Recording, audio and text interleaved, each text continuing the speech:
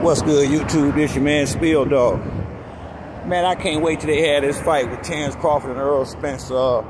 It's kind of got me a little irked that guys that know boxing is picking against this kid Spence, and with no good reason. I look at the guys that Crawford fought in welterweight.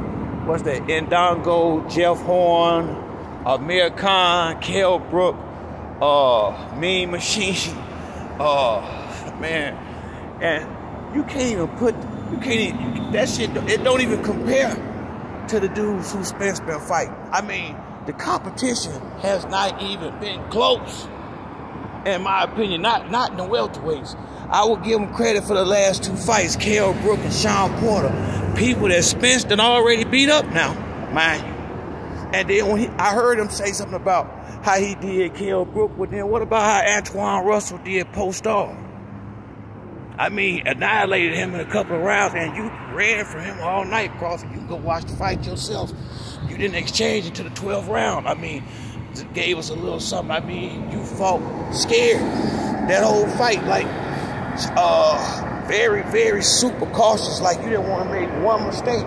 And Antoine Russell went there and just walked him straight down. I mean, went through him like paper, basically. You know, so that makes me wonder, is the power for real? You understand? How real is the power? I don't know. I like Bud, but I don't think he can hurt Spence. And if it's proven in that ring that he can't hurt Spence, he gonna get destroyed.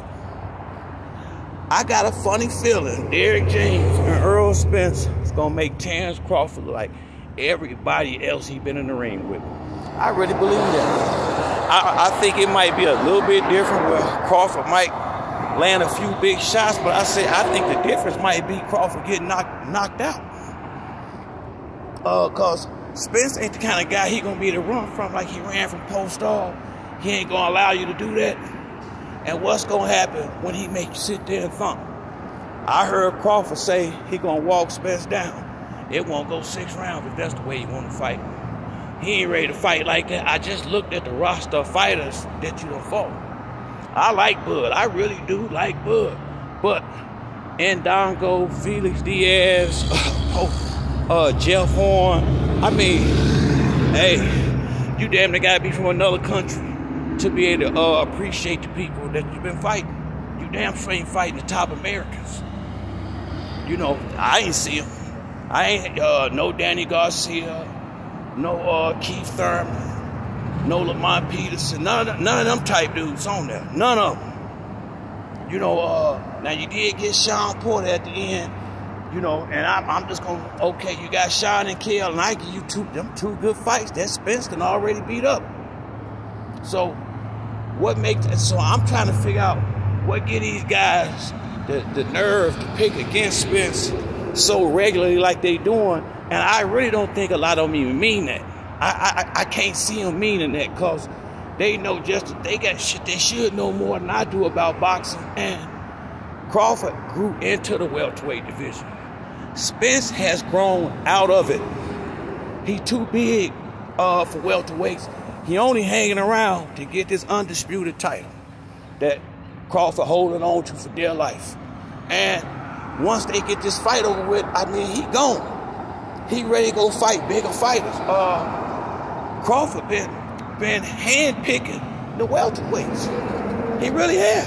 And he got pissed off because he had to fight a real fighter, Sean Porter. I mean, I just don't I like Crawford, I do. But I don't see him starving to make great fights. I see him, you know, fighting. I mean, you know, Jeff Horn, I can't respect that. I just can't respect that.